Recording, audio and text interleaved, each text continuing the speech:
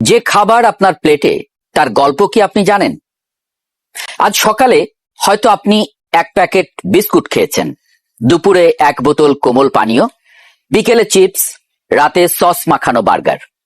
সবকিছুই দেখতে নিরাপদ, কিন্তু যদি বলি এই খাবারগুলোর কিছু উপাদান আপনার জিভের চেয়ে অনেক বেশি আপনার মস্তিষ্ককে লক্ষ্য করে তৈরি করা হয়েছে, আর পৃথিবীর সবচেয়ে বড় খাদ্য কোম্পানিগুলো কোটি কোটি ডলার খরচ করে গবেষণা করে কিভাবে আপনি একবার নয় বারবার সেই একই খাবার কিনবেন। চলুন আজ জানি খাবারের প্লেটে লুকিয়ে থাকা সত্য। আপনি কি জানেন আজ সকালে যে বিস্কুটটা চায়ের সঙ্গে খেলেন সেটি হয়তো 6 মাস আগেই তৈরি করা হয়েছিল, অথবা ফ্রিজে রাখা সসের বোতলটি যেটা প্রতিদিন নিশ্চিন্তে ব্যবহার করছেন সেটি হয়তো 1 বছর আগেও কারখানার তাকেই ছিল। অবাক লাগছে? আরো অবাক হবেন যদি বলি এই মুহূর্তে আপনার রান্নাঘরে এমন অনেক খাবার থাকতে পারে যেগুলো প্রকৃতির নিয়ম অনুযায়ী অনেক আগেই নষ্ট হয়ে যাওয়ার কথা ছিল, কিন্তু সেগুলো এখনো রং, গন্ধ আর স্বাদ প্রায় একই রকম রেখে টিকে আছে। কিভাবে? এটা কি বিজ্ঞানের বিস্ময়, নাকি আমাদের শরীরের সঙ্গে চলা এক নীরব পরীক্ষা? একটু কল্পনা করুন, আপনি 200 বছর আগে জন্মেছেন। তখন কোনো ফ্রিজ নেই, কোনো ক্যানজাত খাবার নেই, কোনো ইনস্ট্যান্ট নুডলস, কোমল পানীয় বা প্যাকেটজাত বিস্কুটও নেই। তখন মানুষ খাবার সংরক্ষণ করত রোদে শুকিয়ে, ধোঁয়ায় ঝলসে, লবণ মেখে বা ফার্মেন্টেশন করে, কারণ তারা জানতো খাবার বেশি দিন রেখে দিলে ব্যাকটেরিয়া আর ছত্রাক সেটিকে নষ্ট করে দেবে। কিন্তু আজ সুপার শপে ঢুকলেই সারি সারি রঙিন প্যাকেট, এমন খাবার যেগুলো মাসের পর মাস, কখনো বছরের পর বছরও নষ্ট হয় না। আমরা এটাকে বলি প্রসেসড ফুড। আর যখন সেই খাবারে রং, স্বাদ, গন্ধ, টেক্সচার এবং দীর্ঘদিন সংরক্ষণের জন্য অসংখ্য শিল্পজাত উপাদান যোগ করা হয়, তখন সেটি হয়ে ওঠে আল্ট্রা প্রসেস ফুড।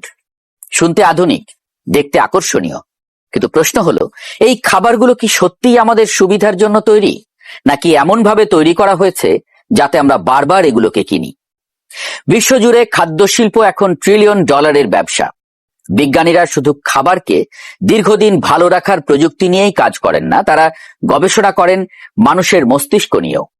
কোন অনুপাতে চিনি দিলে আরো ভালো লাগবে, কতটা লবণ ক্ষুধা বাড়াবে, কতটা চর্বি দিলে এক প্যাকেট শেষ না করে থামা কঠিন হবে।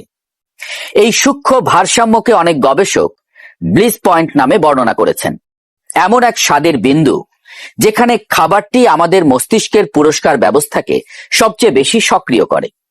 তাই প্রশ্নটা শুধু খাবারে কি আছে এতটুকু নয়, আসল প্রশ্ন হলো খাবারটি কি আপনি খাচ্ছেন, নাকি খাবারটি আপনাকে নিয়ন্ত্রণ করছে?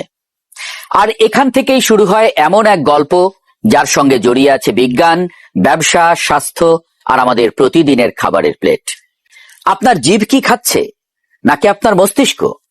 যদি প্রসেসড খাবার এতটাই ক্ষতিকর হয়, তাহলে পৃথিবীর প্রায় প্রতিটি দেশেই এগুলো বিক্রি হচ্ছে কেন? উত্তরটা শুনলে হয়তো আপনি অবাক হবেন, কারণ সব প্রসেসড খাবার খারাপ নয়। হ্যাঁ, ঠিকই শুনেছেন।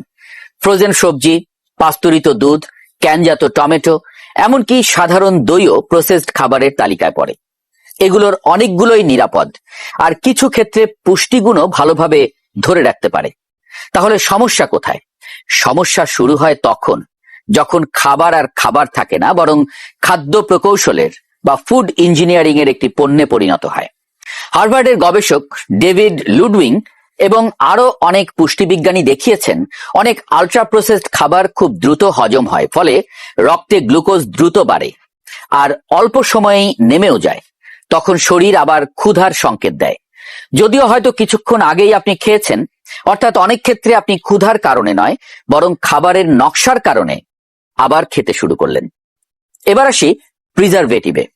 Sodium benzoate, potassium sorbate, sodium nitrite, এই নামগুলো শুনলেই অনেকের মনে হয় এগুলো মানেই বিষ। বাস্তবতা একটু ভিন্ন। প্রিজারভেটিভের মূল কাজ হলো ব্যাকটেরিয়া, ছত্রাক বা ইস্টের বৃদ্ধি ধীর করা, যাতে খাবার দ্রুত নষ্ট না হয়। সঠিক মাত্রা এবং নিয়ন্ত্রিত ব্যবহারে অনেক প্রিজারভেটিভকে বিশ্বের খাদ্য নিয়ন্ত্রক সংস্থাগুলো নিরাপদ হিসেবে অনুমোদন দিয়েছে।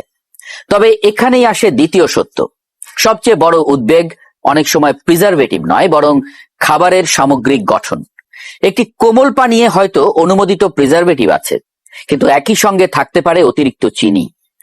একটি প্যাকেট সসেজে অনুমোদিত সংরক্ষণকারী থাকতে পারে, কিন্তু সেটিতে সোডিয়ামের পরিমাণও অনেক বেশি হতে পারে। অর্থাৎ ঝুঁকি অনেক সময় একটি উপাদান নয়, বরং পুরো খাদ্যাভ্যাস। আর এবার শুনুন এমন একটি তথ্য যা হয়তো আপনাকে পরের বার সুপার শপে গিয়ে প্যাকেট উল্টে দেখতে বাধ্য করবে।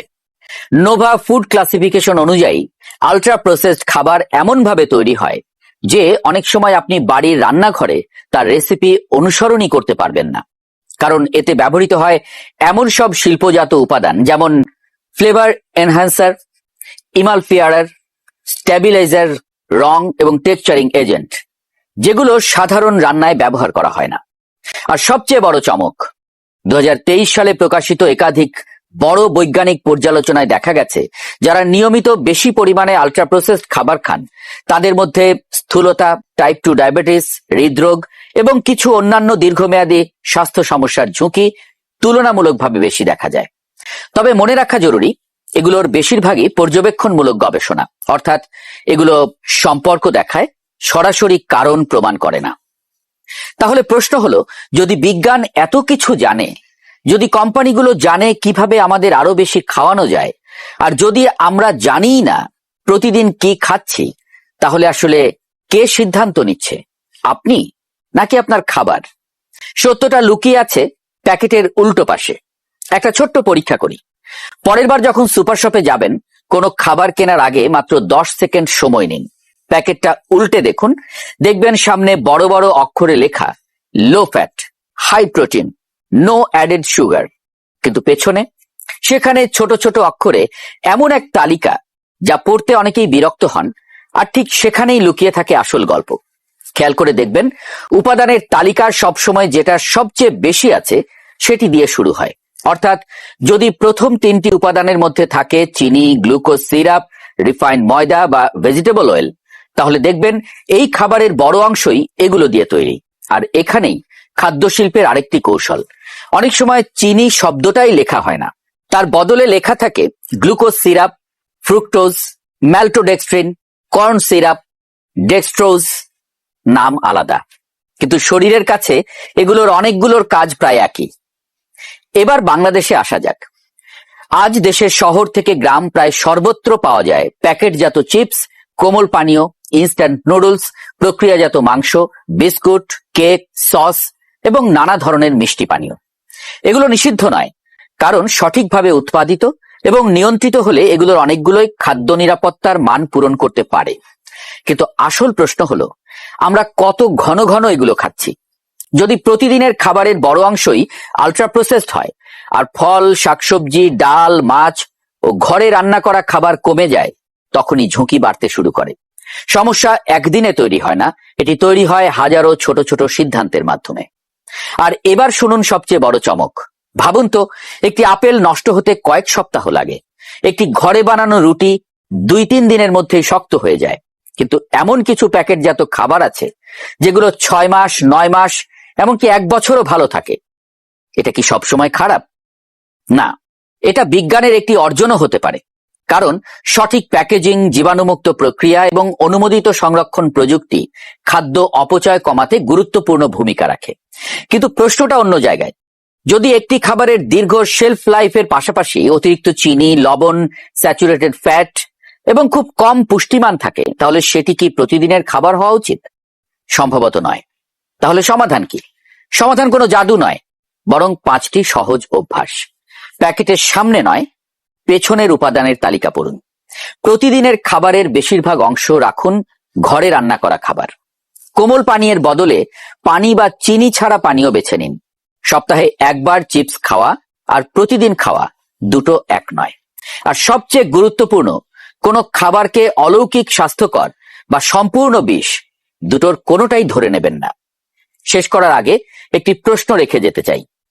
আমাদের দাদা নানারা খাবার খেতেন বেঁচে থাকার জন্য। আজ আমরা কি বেঁচে থাকার জন্য খাচ্ছি? নাকি এমন এক খাদ্য ব্যবস্থার অংশ হয়ে গেছি যেখানে খাবারই আমাদের সিদ্ধান্ত নিতে শিখিয়ে দিচ্ছে? পরের বার যখন একটি রঙিন প্যাকেট হাতে নেবেন, হয়তো সেটি কেনার আগে আপনি আর শুধু দাম দেখবেন না, দেখবেন এর ভেতরে আসলে কি আছে। কারণ সুস্থ জীবনের সবচেয়ে বড় শুরুটা হয় হাসপাতাল থেকে নয়, সুপার শপের তাক থেকে। আর কখনো কখনো মাত্র 10 সেকেন্ড সময় নিয়ে একটি প্যাকেট উল্টে দেখার সিদ্ধান্ত থেকেই।